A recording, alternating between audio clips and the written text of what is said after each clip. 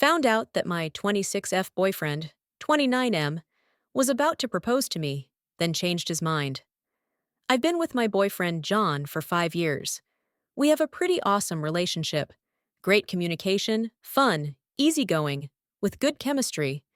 We've always talked about getting married, and I have, had, no doubts that we would be getting engaged very soon. Recently, John, myself, John's closest friend, and his girlfriend went on a trip to Vegas for several days. We had a great time, all four of us, and on our last night there, John told us he wanted to go to the Bellagio fountains to see them before we had to leave. Everyone was up for it. We went for a nice dinner beforehand, and then began watching the fountains and the music came on. It was really romantic, and I was really enjoying myself, and that's when John grabbed my wrist. He turned me toward him, and I saw that he was sweating profusely. His face was bright red, and he looked like he was about to pass out from trembling so hard. The whole time it looked like he was about to say something, but he never did. He just informed all of us that he wasn't feeling well and wanted to go back to the hotel. Our friends looked really puzzled and were whispering into each other's ears all the way back to the hotel. I kept asking John if he was okay, and he just said he probably had too much to drink. We've been back for a couple of weeks, and he's been acting really distant and cold. I honestly knew something weird was up that night in Vegas, so I called up John's friend's girlfriend, who I'm fairly close to, and asked her if she knew what was going on with John, since he had been at their place a lot this past week instead of coming home. Eventually, she spilled the beans and told me he had plans of proposing to me that night at the fountains, but then didn't. That's why the two of them had been acting so confused. I kept grilling her, and she also told me that John had told his friend that it didn't feel right.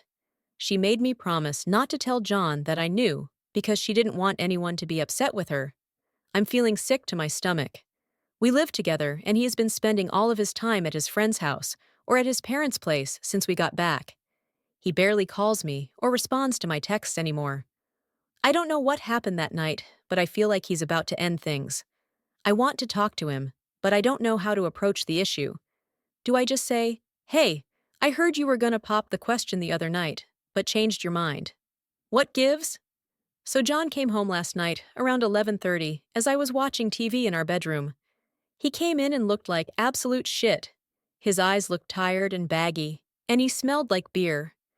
He apologized to me for the way he had been acting recently and told me he knew that I knew about the almost proposal, as he had talked to his friend Mike. And he told John that his girlfriend Tara had told me everything. He basically said to me that he had the whole thing planned out.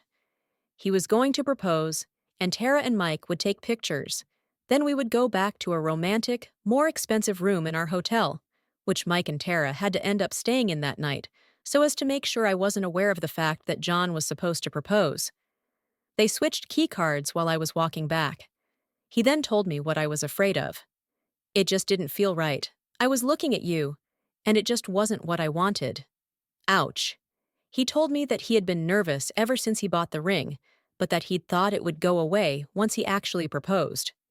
In the moment, he said he knew that it was not what he wanted, and thought it would be better to not ask me to marry him, because he knew it wasn't what he'd want in the long run. So at this point, I'm in hysterics, as I pretty much know that this is the end of the relationship.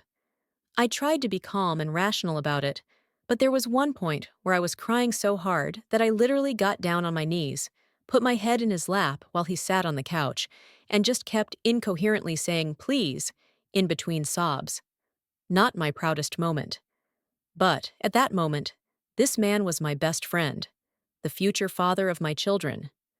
I just never, ever in a million years pictured our relationship coming to this point. He ended it with me last night because it didn't feel right. And that's all he could say to me, over and over. It just doesn't feel right anymore. I can't see myself with you. At that point, I could barely breathe. Feels like I'm having a panic attack, so I call my mom, and she comes to pick me up from our place. My poor mom. She just looked so helpless while I sat there in the car crying so hard, I eventually got a nosebleed. So, I wish I could say this is the end of the story, but more has happened since last night. This morning, I'm on Facebook, looking through a bunch of old picture of John and me, sobbing uncontrollably and sending him text after text, with reasons why we should be together. And I eventually stumble onto Mike's page through a tagged photo. He updated his status from a few hours ago to something along the lines of, "California was amazing. Wish work would send me for more than 5 days." My stomach started doing flips, because John kept telling me he was spending the days he was practically ignoring me with Mike. But Mike was in California for several days, and we're in Canada, so not very close. I freaked. I called Mike from my house phone, and when he answered, I said, "Hey, it's acetylsilic acid." And all he could say after a few seconds of silence was, "Fuck." Basically, Mike's been covering for John's ass while John is spending time with the girl. He's been apparently fucking for the past 6 months. I know this girl, John works with her, and she's always been really sweet to me whenever I've seen her at John's work-related events. Mike told me that John had told him he was falling in love with her. He said this after the incident in Vegas. He's been spending almost all of the past 2 weeks with her. Mike then told me he had promised not to say a word to anyone, not even Tara, but he felt guilty and was glad I called him. He apologized and said if I had to tell John that he told me, I could. That's all I know for now. I haven't bothered contacting John yet, and I don't know if Mike told him that I know. I don't know what I'm going to do. I've been throwing up all day. I took one of my mom's Ativans and am feeling a bit calmer right now, but whenever I think about it, which is practically all that consumes my thoughts, I feel disgusted, humiliated, and devastated.